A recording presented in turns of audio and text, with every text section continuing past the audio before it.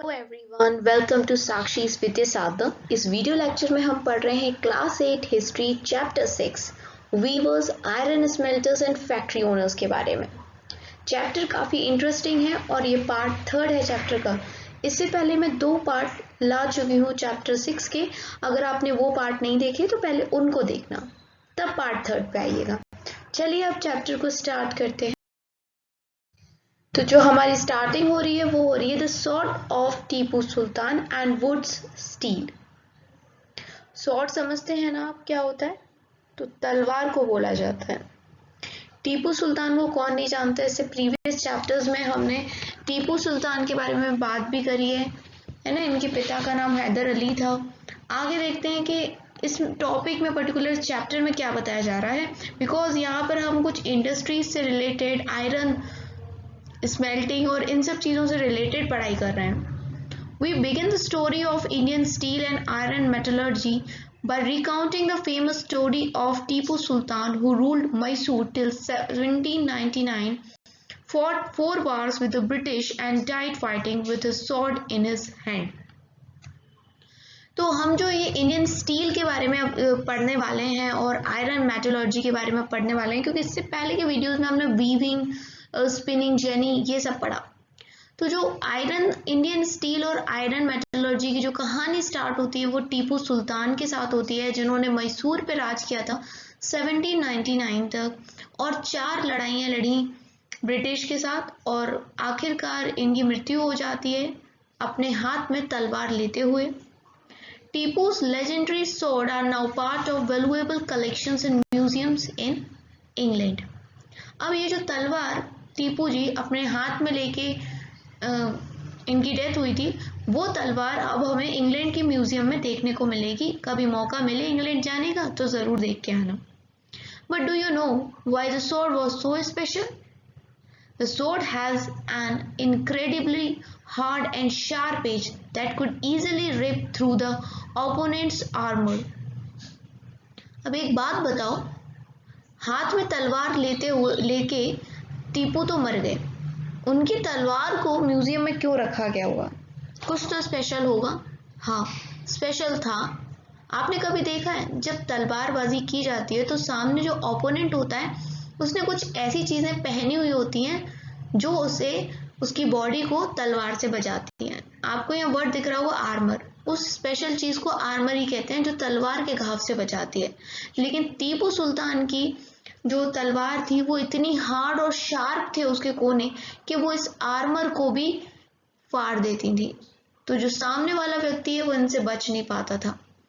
This quality of sword came from a special type of high carbon steel called woods, which was produced all over South India. तो ये जो तलवार थी टीपू सुल्तान की, एक special type के मटेरियल से बनती थी जिसको बोलते हैं हम हाई कार्बन होता था, जिसके अंदर स्टील का वुड्स, तो ये वुड्स मटेरियल से बनी होती थी जो पूरे साउथ इंडिया में प्रोड्यूस किया जाता था। Woods steel, when made into sword, produce a very sharp edge with a flowing water pattern. This pattern came from very small carbon crystals embedded in iron.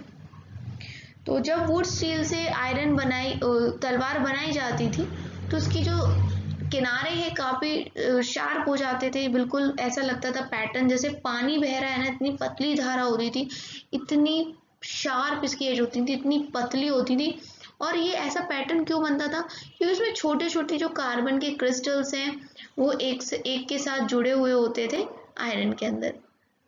Francis Buchanan, who toured through Mysore in 1800, a year after Tipu Sultan's death, has left us an account of the technique by which wood steel was produced in many hundreds of smelting furnaces in Mysore. 1799 में जब मैसूर में टीपू सुल्तान की मृत्यु होती है, उसके 1 साल बाद ही एक व्यक्ति आते हैं फ्रांसिस करके मैसूर का टूर करने, और वो उस टेक्निक को पता करते हैं जिससे वुड स्टील को बनाया गया है। In these furnaces, iron was mixed with charcoal and put inside small clay pots. तो देखो इसको कैसे बनाया जाता था, स्मेल्टिंग की प्रोसेस से बनाया जाता था। एंड मैंने आपको स्मेल्टिंग की प्रोसेस के बारे में वीडियो 2 में बताया है, पार्ट 2 है जो चैप्टर का, उसमें मैंने आपको बताया था स्मेल्टिंग क्या होता है? तो स्मेल्टिंग कुछ फर्नेसेस के अंदर की जाती है। फर्नेसेस मतलब अंगीठियों के अंदर हम करते हैं, कुछ आग जली होती है जहाँ पर, उनके अंदर हम क्या करते हैं कि आयरन के अंदर चारकोल मिलाते हैं और इसे छोटे छोटे जो क्ले के पॉट्स होते हैं मिट्टी के, उसमें रखते हैं। Through an intricate control of temperature the smelters produce steel ingots that were used for sword making not just in India but in West and Central Asia too। और जो भी इसको काम को करते हैं वो काफ़ी ध्यान रखते हैं टेम्परेचर का। तो ये जो तलवार है सिर्फ इंडिया के लिए नहीं बनाई जाती है, ये तलवार वेस्ट और सेंट्रल एशिया के लिए भी बनाई जाती हैं। Wootz is an anglicised version of Kannada word ukku, Telugu hukku and Tamil and Malayalam उरुक्कू मीनिंग स्टील। तो देखो कन्नड़ में उक्कू कह रहे हैं, तेलुगु में हुक्कू कह रहे हैं, तमिल और मलयालम में उरुक्कू कहते हैं किसको? स्टील को। और इस तरह के शब्दों को उक्कू और हुक्कू ये बोल नहीं पाते हैं इंग्लिश लोग, तो उन लोगों ने वुड्स स्टील नाम दिया है। Indian would steel fascinated European scientist. तो बहुत सारे जो यूरोपियन साइंटिस्ट हैं ना, उनका अट्रैक्शन आ गया कहाँ पर? वुड्स स्टील को लेके इंडिया की, कि ऐसा क्या है इसमें, कैसे बनी होगी। माइकल फेराडे बहुत ही बड़े साइंटिस्ट हैं जिनने डिस्कवरी करी थी इलेक्ट्रिसिटी के ऊपर और इलेक्ट्रोमैग्नेटिज्म के ऊपर। उन्होंने अपने पूरे 4 साल बिता दिए इंडियन वुड्स की प्रॉपर्टीज को जानने में। ये माइकल फेराडे को सर्च करके देखिएगा, कोई छोटे मोटे साइंटिस्ट नहीं है ये, इनकी बहुत सारी डिस्कवरीज हैं। 4 साल लगा इन्हें 1818 से लेके 22 तक। However, the wood steel making process, which was so widely known in South India, was completely lost by the mid 19th century। जो वुड स्टील बनाने की जो प्रोसेस होती थी एक टाइम पे इतनी मशहूर थी, लेकिन मिड 19th सेंचुरी आते आते पूरी तरीके से ये प्रोसेस खत्म हो गई। क्या आप सोच सकते हो कि ऐसा क्यों हुआ होगा? The swords and armor making industry died with the conquest of India by the British, and import of iron and steel from England displaced the iron and steel produced by craftspeople in India। देखो क्या हुआ कि जब Britishers ने India पे कब्जा कर लिया, तो उस तरह की लड़ाइयाँ तो बंद हो गई, क्योंकि पूरी तरीके से टेक ओवर वो कर चुके थे, तो इस तरह की लड़ाइयाँ हो नहीं रही थी। तो तलवार और आर्मर जो अपना सुरक्षा कवच जैसा होता है वो बिकना बंद हो गया, तो बनना भी बंद हो गया क्योंकि डिमांड नहीं थी। दूसरी चीज़ क्या कि आयरन और स्टील की जो बाकी डिमांड थी वो इंग्लैंड से पूर्ति होती थी, उसकी इंग्लैंड से आता था। जो हमारे लोकल लोग थे उनका रोजगार छिन गया, क्योंकि उनसे कोई खरीद ही नहीं रहा है, इंग्लैंड से आ रहा है। तो धीरे धीरे करके ये सारी जो वुड स्टील की इंडस्ट्रीज है इनमें हमने देखा एक downfall. Abandoned furnaces in villages. तो अबेंडेंट का मतलब क्या होता है? त्याग करना। तो ऐसा क्या हुआ कि त्याग करने लग गए थे लोग फर्नेसेस का विलेज में? Production of wood steel required a highly specialized technique of refining iron, but iron smelting in India was extremely common till the end of 19th century। ठीक है, देखो ये तो हमने देखा था ना कि आयरन स्मेल्टिंग हमारे यहाँ बहुत ज़्यादा होती थी। देखो यहाँ पर क्या है कि प्रोडक्शन जो होता था ना वुड स्टील का बनाने की जो इसकी प्रक्रिया होती थी, इसमें आयरन को रिफाइन करना पड़ता था और बहुत ही ज़्यादा स्पेशलाइजेशन चाहिए रहता था किसका? आयरन को रिफाइन करने के लिए। लेकिन जो हमारे आयरन स्मेल्टिंग जो थी हमारे यहाँ की वो बहुत कॉमन थी, लेकिन कब तक? सिर्फ और सिर्फ 19th सेंचुरी तक। In Bihar and central India in particular every district had smelters had used local deposits of ore to produce iron, which was widely used for manufacture of implements and tool of daily use। और सबसे ज़्यादा कहाँ होता था? बिहार और central India में, लगभग हर district में ये काम होता था। The furnaces were most often built of clay and sun-dried bricks। काई की बनी होती थी ये? मिट्टी की, और जो कच्ची मिट्टी होती है उनकी, कच्ची मिट्टी की ईंटों की। The smelting was done by man while women work the willow. देखो स्मेल्टिंग का काम ना आदमी करते थे, और उसमें जो फूकने का काम करते थे ना, पंप करने का काम करते थे एयर को, सो दैट चारकोल जलता रहे, वो औरतें करती थी। बिलो एक तरह की वो भी डिवाइस होती है जिसको हम फूकनी कहते हैं। जब चूल्हे पे खाना बनाते हैं ना, तो भी उसमें से फूक फूक के आग को जलाते हैं। यहाँ पर जो पिक्चर है वो आयरन स्मेल्टर्स ऑफ पलामू है, जो कि बिहार के हैं, ये दिखाया जा रहा है। इस तरह की अंगीठी टाइप की हैं। यहाँ पर आयरन स्मेल्टिंग का काम हो रहा है।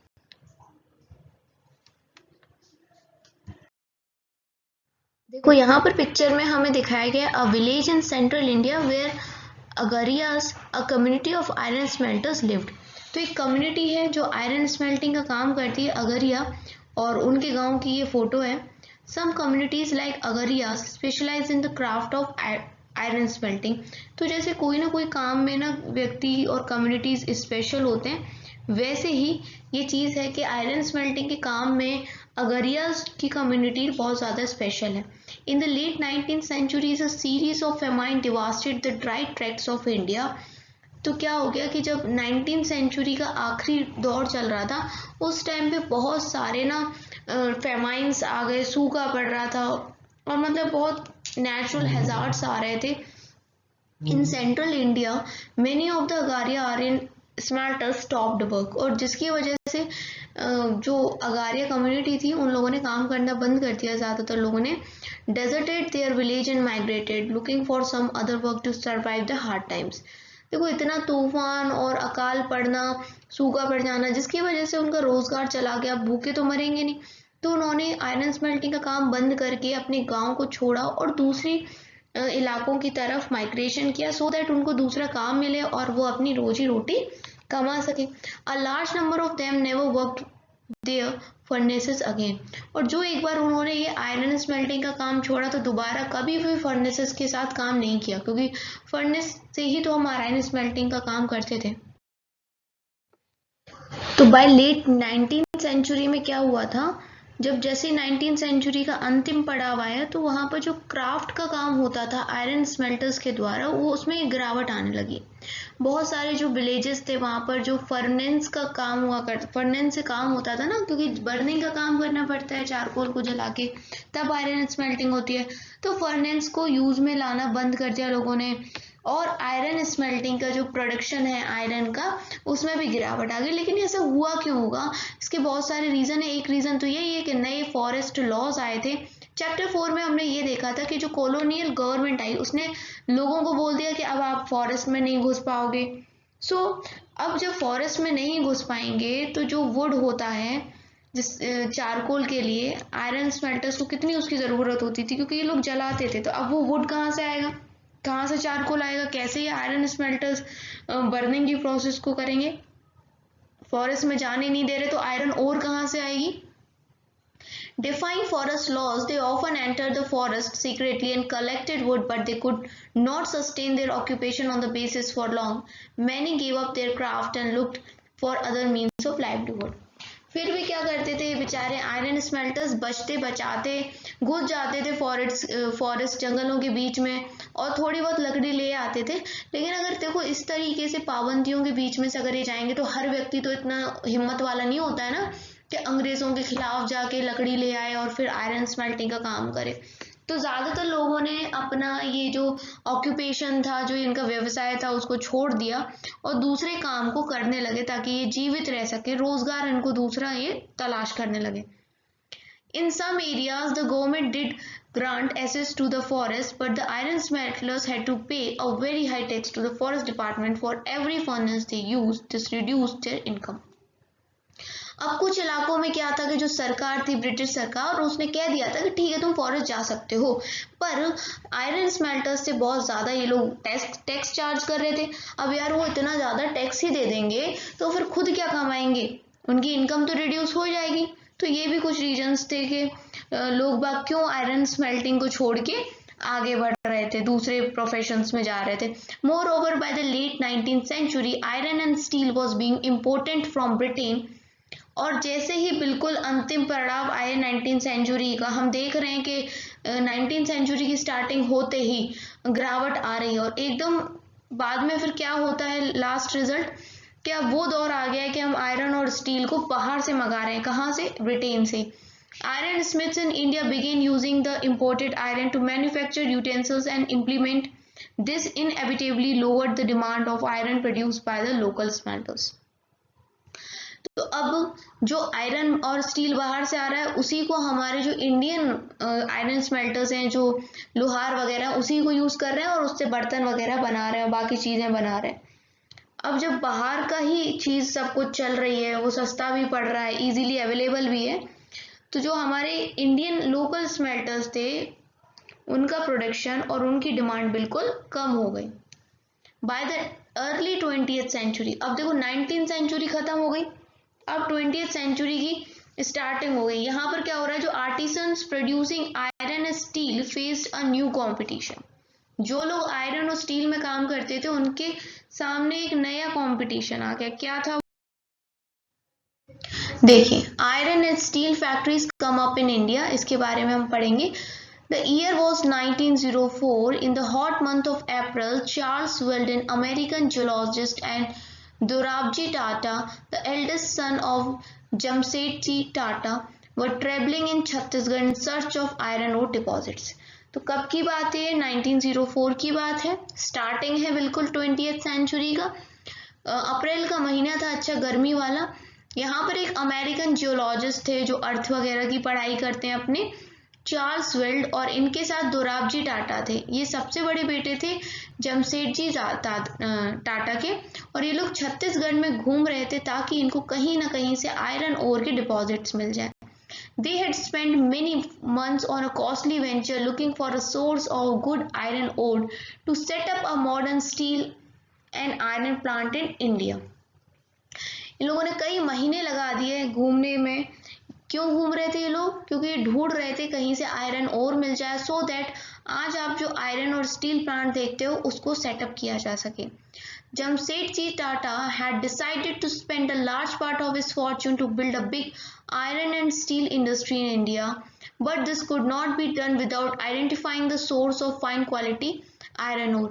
Jamsetji Tata हमेशा से चाहते थे, उन्होंने हमेशा से सोचा था कि हम आयरन और स्टील की इंडस्ट्री लेके आएंगे इंडिया में, लेकिन ये तभी हो पाता जब हमें एक अच्छी क्वालिटी का आयरन ओर कहीं पर मिल जाता, सोर्स मिल जाता आयरन ओर का कहीं। एक दिन क्या होता है कि बहुत घंटे जंगल में चलने के बाद चार्ल्स वेल्ड और दोराबजी को एक छोटे से गांव में जाके एक आदमियों का ग्रुप मिला, आदमी और औरत भी थी उसमें। उनके पास कुछ बास्केट्स थी जिसके अंदर बहुत सारा आयरन ओर था। These peoples were Agaria. अभी हमने कुछ टाइम पहले अगरियास कम्युनिटी के बारे में पढ़ा था, जो लोकल आयरन स्मेल्टिंग का काम करते थे। तो ये अगरिया कम्युनिटी थी, इनके पास आयरन ओर थे इनके बास्केट्स में। When asked where they had found the iron ore, the Agarias pointed to a hill in a distance. तो जब उनसे पूछा गया कि ये तुम्हें कहाँ से मिला अगरिया कम्युनिटी के लोगों से, तो उन मासूमों ने बता दिया कि भाई वहां से मिला है। Weld and Dorabji reached the hill after an exhausting trek through the dense forest. तो काफी देर चलने के बाद, घने जंगलों से गुजरने के बाद, चार्ल्स वेल्ड और दोराबजी टाटा को मिल गया वो जगह। On exploring the hill, the geologists declared that they had at last found what they had been looking for. Rajhara Hills had one of the finest ores in the world. तो जब वो उस हिल के पास पहुंच गए, तब दोनों ने, किसने, चार्ल्स वेल्ड और जो दोराबजी टाटा थे, उन्होंने ये बोला कि अब हमें वो मिल गया जिसकी तलाश हमें इतने टाइम से थी, और जो नाम आ रहा है वो है राजहरा हिल्स। ये पूरे वर्ल्ड में सबसे बहुत, मतलब कहूंगी बहुत फाइन क्वालिटी की ओर होती है, क्वालिटी काफी अच्छी होती है। अब इतने महीनों की जो खोज थी उसके बाद आयरन ओर तो मिल गया, लेकिन एक प्रॉब्लम थी, और वो प्रॉब्लम ये थी कि वो जो रीजन था काफी सूखा था, और सूखे रीजन का मतलब ये है कि पानी की कमी, और पानी बहुत जरूरी था किसी भी फैक्ट्री को चलाने के लिए, ठीक है, और नियर बाई कहीं पर भी पानी नहीं था। The Tatas had to continue their search for a more suitable place to set up their factory. तो जो टाटा थे उन्होंने और मतलब सर्च करी कि हमें ऐसी जगह मिल जाए जहां पर हम फैक्ट्री लगा सकें, आयरन ओर भी हो और पानी भी हो। However, the Agarias helped in discovering of a source of iron ore that would later supply the Bhilai steel plant. और अगरिया कम्युनिटी की हेल्प से एक नए सोर्स की खोज करी गई, जहां पर आज के टाइम पे भिलाई स्टील प्लांट है, ठीक है। A few years later, a large area of forest were cleared on the bank of river Subarnarekha to set up a factory and industrial township Jamshedpur. कुछ साल बाद थोड़े जंगल वगैरह काटे गए एक नदी के किनारे जिसका नाम है सुवर्णरेखा, ताकि फैक्ट्री सेटअप की जाए जमशेदपुर में। Here there was a water near iron ore deposit, और यहाँ पर हमें मिल गया था आयरन ओर के पास पानी। The Tata Iron and Steel Company TISCO that came up began producing steel in 1912। तो 1912 याद रखना है, टिस्को का फुल फॉर्म याद रखना है। तो ये हमारी इंडस्ट्री जो आज भी चल रही है, और टाटा के आजकल बहुत सारे ग्रुप्स आ चुके हैं। अब तो आयरन और स्टील के अलावा भी बहुत सेक्टर में टाटा काम कर रहा है। तो 1912 से चल रही है ये। TISCO was set up at an opportune time.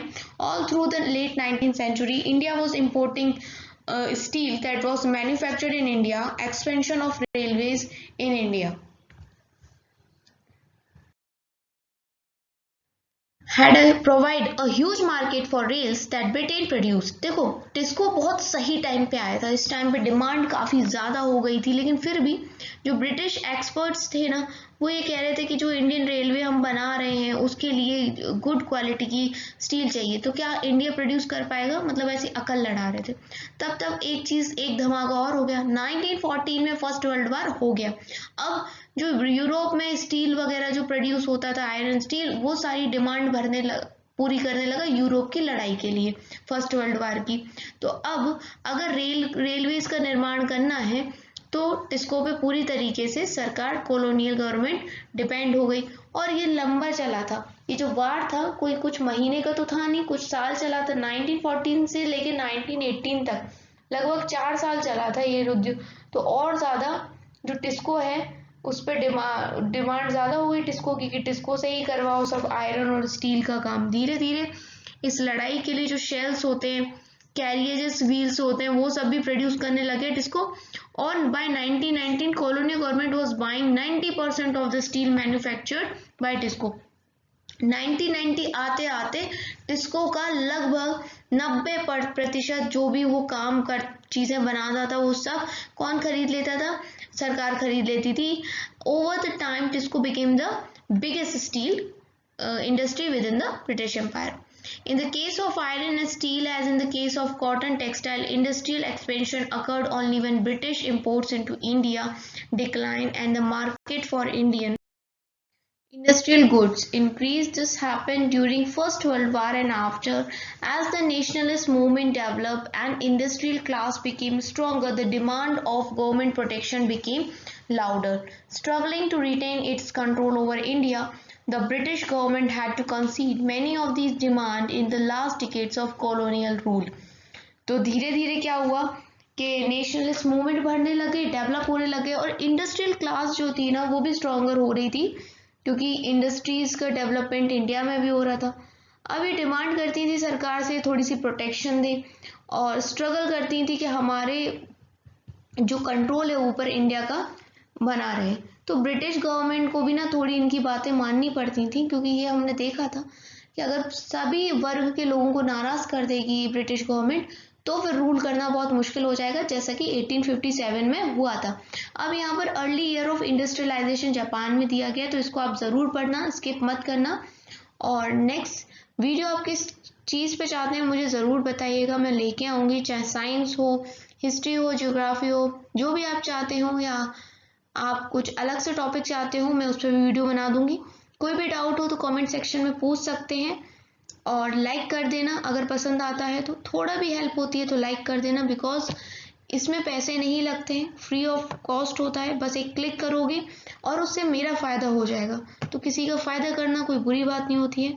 I hope इतना समझाने के बाद आप लाइक ज़रूर करेंगे। चैनल पे नए हो तो सब्सक्राइब भी कर देना, और अपने फ्रेंड्स और जो भी लोग आप सोचते हो कि इस वीडियो से उनका भला होगा उन तक ये वीडियो पहुंचाएं।